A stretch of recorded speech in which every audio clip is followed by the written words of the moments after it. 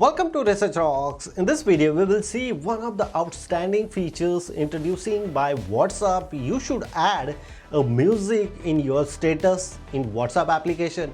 How to do it? It's very simple process. So let's check it out. So this is my iPhone screen. I just simply open here WhatsApp application. First of all, this feature is not able to visible in your WhatsApp application. You should update the WhatsApp. After that, you click the WhatsApp and we can go here in status, add the status.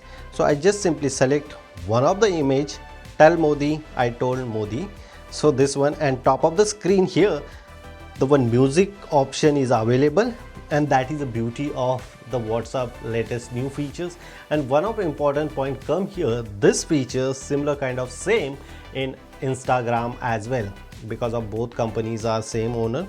You can select here which song you want added here. So select here, I simply select here.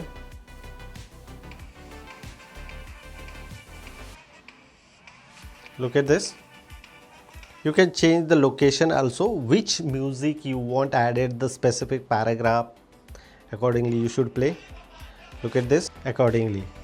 Next, preparing, and boom, after that someone can check your status. So